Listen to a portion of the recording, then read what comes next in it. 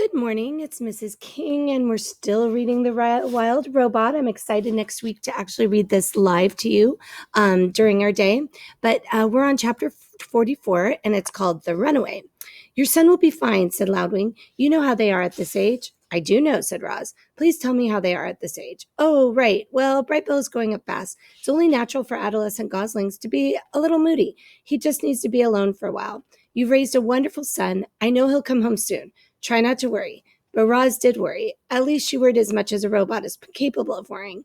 Brightbill had never run away or flown away, and suddenly Roz was computing all the things that could go wrong.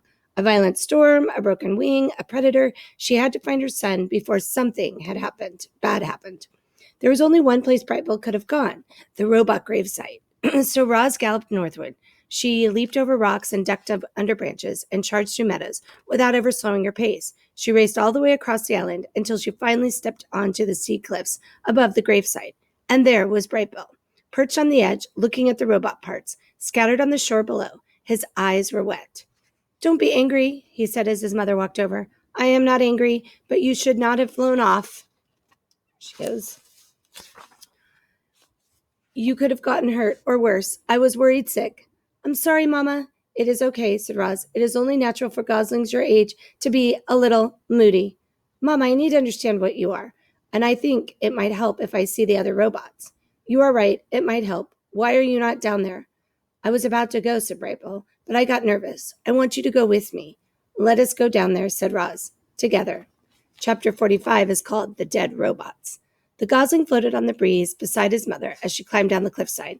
Down they went, past ledges and seagulls and tough little trees, until they were standing on the rocky shore, with the cliffs looming behind them.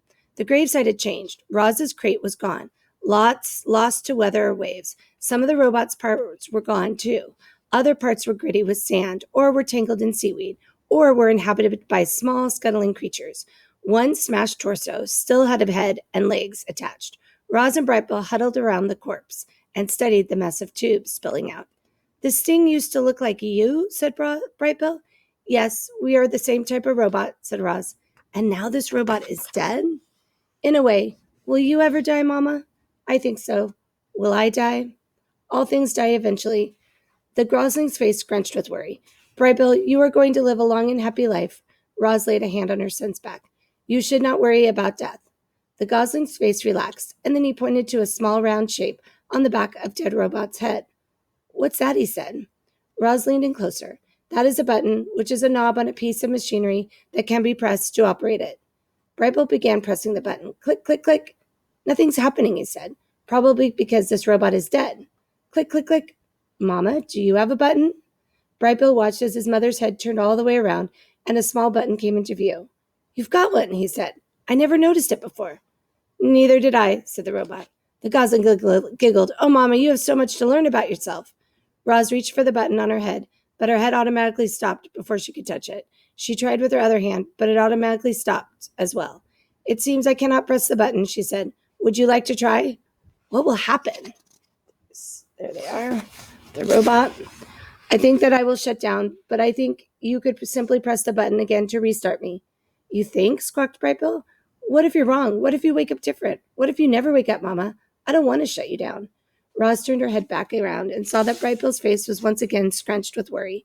She knelt beside him and said, Of course you do not have to shut me down. I'm sorry if I scared you. Are you okay?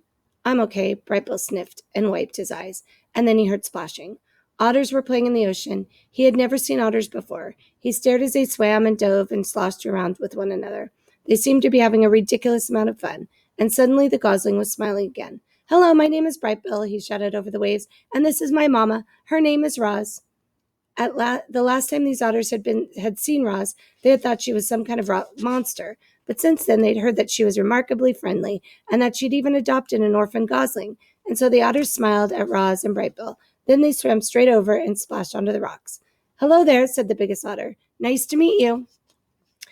Actually, Roz, we've met once before, but you might not remember me. My name's Shelley. I do remember you, said the robot, but I'm glad to learn your name, Shelley. You know each other, said the gosling. These otters were the first animals I ever met, said Roz. They were also the first animals who ever ran away from me. Yeah, sorry about that, said Shelley, as the other otters sniffed the robot's legs. You know, Brightbill, when we first saw your mom, she was packed in a box and surrounded by soft, squishy stuff. Brightbill's brow furrowed. You wouldn't believe how small she looked, all folded up in there. Brightbill's nose sniffled. We thought she was dead, but when we reached into the box, she came to life and climbed out looking like a sparkling monster. Brightbill's eyes welled up with tears, and then he felt his mother scooping him to his arms. Are you okay? She whispered in his ear. I think I've learned enough about robots for today, he whispered back.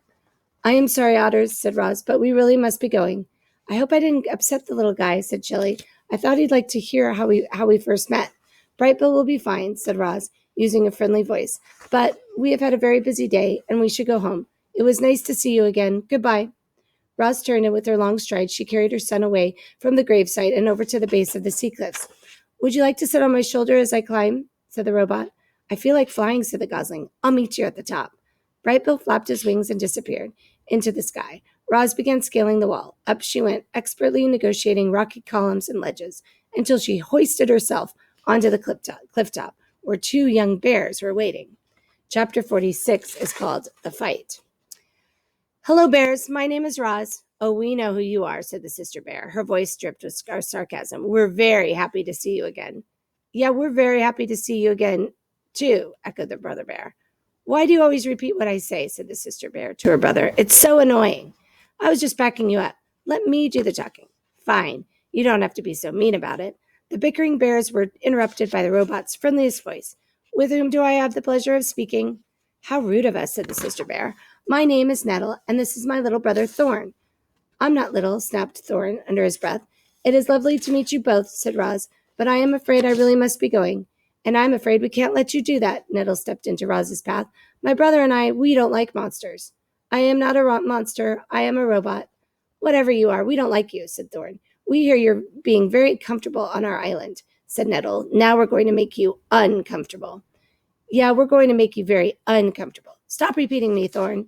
Poor Roz was in serious trouble. The bears were closing in on her, and she couldn't run, she couldn't hide, and she couldn't fight. The robot didn't know what to do. But before she could do anything, there was a loud squawk and a streak of feathers. Stay away from my mama! Brightbill swooped down and skidded to a stop between the robot and the bears. So the rumors are true, Nettle laughed. There really is a runty gosling who thinks the robot is his mother. How could anyone be so stupid? Do yourself a favor, Gosling, and fly away before you get hurt. She is right, Brightbill, said Roz. Please let me handle this.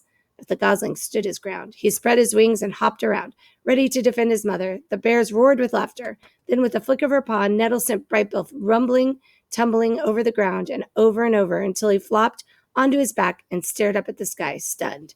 This is our island, snarled Nettle. And it's time for you to go, growled Thorn. Roz made herself as big as possible. She banged her chest and roared wild, angry sounds. But the bears were not intimidated. They roared right back at her. And then they attacked. Nettle pulled Roz into a fierce bear hug, while Thorn clawed at her legs. The robot tried to shake free, but the bears would not let go of their prey, not this time. A cloud of dust bloomed around the trio as they thrashed closer to the edge of the cliff. All of a sudden, something burst out from the trees and onto the open cliff top. Mother Bear. She was gigantic, like a mountain of golden fur, and she was furious. Seemed like this would be the end of our robot. But Mother Bear wasn't there to join the fight. She was there to break it up. Nettle, Thorn, get over here this instant. The young bears should have listened to their mother. Instead, they pretended not to hear her. Nettle slashed at Roz's body, and Thorn began wrestling with her foot.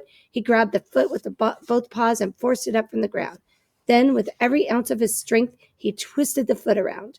Reader, the following events happened very quickly. First, there was a strange thwip sound as the robot's right foot popped off her leg and sailed through the air. Then everyone toppled over. Nettle and Roz fell sideways along the edge, but Thorn fell backward and tumbled right off the cliff.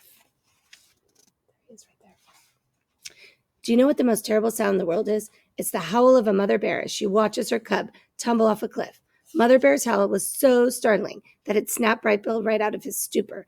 Her howl was so powerful that it shook Roz's body entirely. Her howl was so loud that animals heard it clear across the island, but there was no reply from Thorn. Mother Bear's howl slowly faded, and she wilted to the ground. Roz watched as her detached foot sailed over the edge and plummeted down to the shore. below. It fell past circling seagulls, smashed off a rock, and disappeared into the waves. And that's when the robot noticed something furry dangling from the cliffside. Thorn! His full weight hung from a tree that was rooted to the rock wall. He gripped the tree tightly in his jaws and looked up at Roz with wide, frightening eyes. I see Thorn, shouted Roz. Grab my legs quickly, Mother Bear, and Nettle scrambled to their feet. Each bear took a leg to her mouth, and together they slowly lowered Roz head first down the cliff. Thorn whimpered through clenched teeth as he watched the robot approach. Then he felt her strong arms wrap around him and heard her booming voice holler, Pull us up! Thorn let go of the branch and cried, Please don't drop me, Roz. I don't want to die. Sorry about the telephone. Do not worry, said the robot. I will not drop you. The next few moments seemed to drag on and on. Mother Bear and Nettle kept pulling on Roz's leg, and more of the robot slowly came into view until a furry golden head finally appeared, and Thorn leaped into the embrace of his family. Chapter 47 is the parade. Sorry about the telephone during that, but I didn't want to stop because I knew we were almost done with our reading. So today you're going to watch a little video about opossums and their how they react as animals and kind of observe them. And then you're going to do a response on how Roz has become an animal observer and what her observations have helped her with in her communication with the animals. Okay, have a great day.